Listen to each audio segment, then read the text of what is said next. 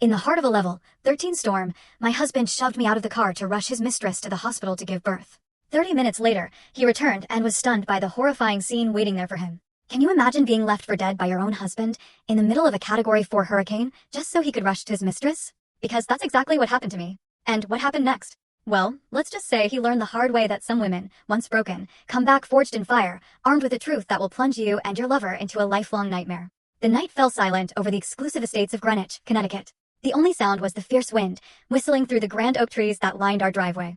Inside our vast, modern kitchen, I, Eleanor Vance, leaned over, carefully spooning an amber-colored glaze onto a perfectly seared filet mignon. The rich aroma of butter, herbs, garlic, mashed potatoes, and roasted asparagus filled the air. These were all Michael's favorites, you see. I glanced at the elegant European-style clock on the wall. The hour hand pointed directly to 9. It had been 3 hours since his usual workday ended. The lavish meal, long since prepared, had grown cool, mirroring the slow chill that was seeping into my waiting heart. I sighed, untying my beige apron and sinking onto the plush living room sofa, my eyes gazing emptily into the dark, rain-lashed yard.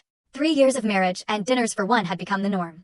Over the past year, Michael's arrivals had grown more erratic, his phone calls more secretive. And that familiar, comforting scent of cedarwood he once wore? Replaced by something else entirely.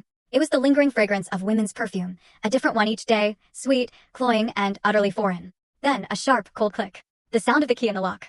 I startled, rising quickly, my legs slightly numb from sitting so long. Michael Hayes stepped inside. His tall frame carried the chill of the storm with him. His designer suit was uncharacteristically wrinkled, and that sweet floral scent, a scent I didn't recognize at all, clung to the air. It certainly wasn't mine. "You're home," I said softly, trying to mask the exhaustion in my voice. "Have you eaten? I can heat up dinner for you." Michael loosened his tie, tossing his leather briefcase carelessly onto a chair. He didn't even look at me. His reply was clipped. "No need. I'll eat what's here." He sat at the dining table like a king taking his throne, and I, like a beautiful servant, quietly served him. I placed the steak and sides on his plate and then sat opposite him, watching him eat. He took a bite of the steak, chewed a few times, and frowned slightly. "It's a bit overdone," he commented, his tone as casual as if discussing the weather. "I had steak at a friend's place last week. She's a much better cook. It was perfectly medium rare, so tender. You should learn from her." My hand, holding my fork, froze midair. An invisible weight pressed down on my chest, making it hard to breathe. A friend. He spoke the words so casually, as if they'd full story on the channel. Link below. Click now and watch what happened next.